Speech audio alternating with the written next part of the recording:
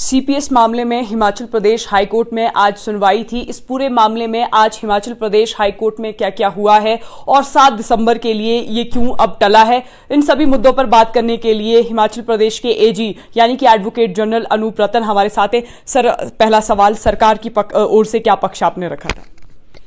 आज सीपीएस मामले की सुनवाई में मैंने सरकार को जो पिछला ऑर्डर था उसकी कंप्लाइंस में माननीय उप मुख्यमंत्री के संदर्भ में जो डॉक्यूमेंट पेश करने थे वो डॉक्यूमेंट्स हमने उच्च न्यायालय के रिकॉर्ड पर रखे हैं तथा न्यायालय को बताया गया कि उनका जो स्टेटस है, जो उनका पे एंड पर्क्स हैं, वो सारे एक मिनिस्टर के बराबर हैं, जो क्वेरी पिछली बार न्यायालय ने पूछी थी।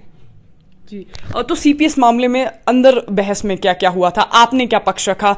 क्योंकि बार बार ये कह रहे थे ये ऑफिस ऑफ प्रॉफिट के अंतर्गत आता है। ऑफिस ऑफ प्रॉफिट का तो मुद्दा यहाँ चैलेंज ही नहीं किया गया है। इस मामले में जो चुनौती दी गई है वो chief parliamentary and parliamentary sects act and there salary and allowances act 2006 को चुनौती दी गई है। उस कानून के अनुसार प्रदेश सरकार प्रदेश में चीफ पार्लियामेंट्री सेक्रेटरी और पार्लियामेंट्री सेक्रेटरीज की नियुक्ति की जा सकती है।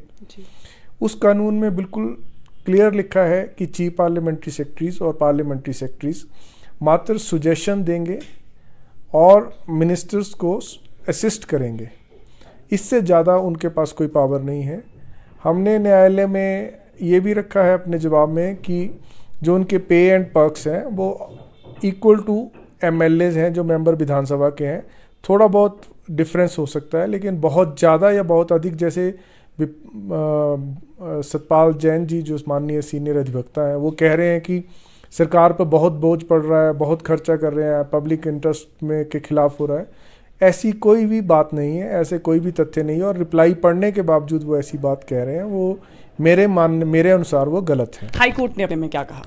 हाईकोर्ट में आज उन्होंने वो डॉक्यूमेंट्स अपने रिकॉर्ड पर ले लिए माननीय उप मुख्यमंत्री के संदर्भ में।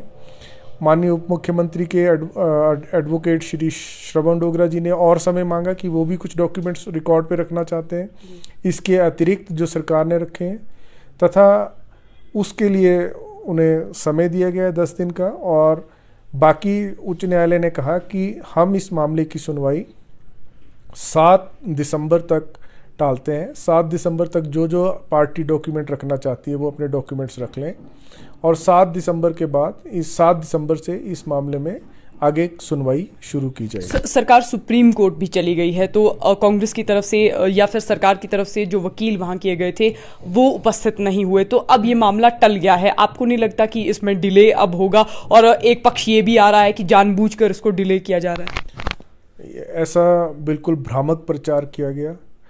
कल जब मामले की सुनवाई हो रही थी तो मैं ऑनलाइन यहाँ से इस ऑफिस से जुड़ा हुआ था सुप्रीम कोर्ट में।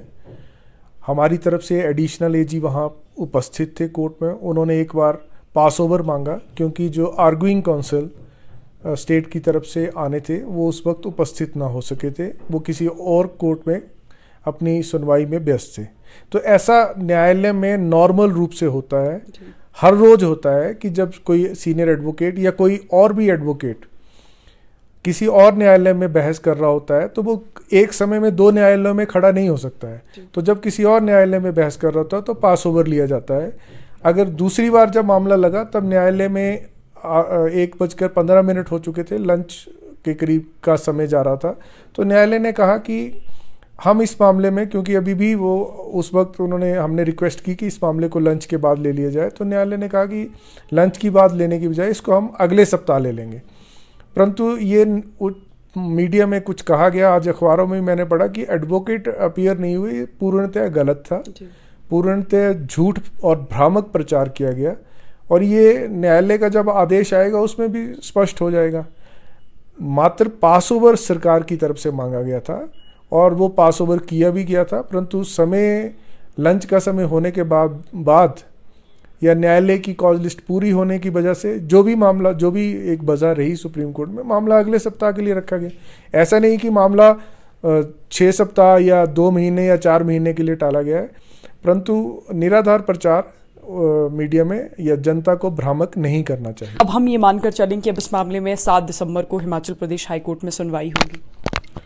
हाँ, मामले को 7 दिसंबर 2023 के लिए निर्धारित किया गया है।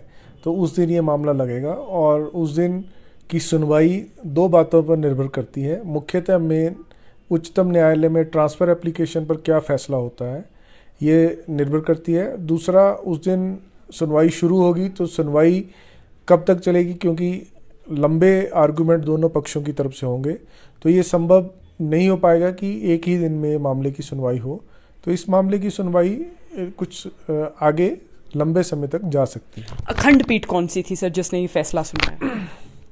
आज माननीय न्यायाधीश जस्टिस विवेक सिंह ठाकुर और जस्टिस संदीप शर्मा जी का बेंच था, रोस्टर के अनुसार उस बेंच में ये मामला लगा था। हिमाचल प्रदेश के एडवोकेट जनरल अनूप रतन इस समय हमारे साथ थे। आज सीपीएस मामले पर हिमाचल प्रदेश हाईकोर्ट में बहस भी हुई और सुनवाई भी हुई, लेकिन अब 7 दिसंबर को इस विषय में तिथि 7 दिसंबर के लिए निर्धारित की गई है। तो फिलहाल संवाद भारत में अभी के लिए नमस्कार।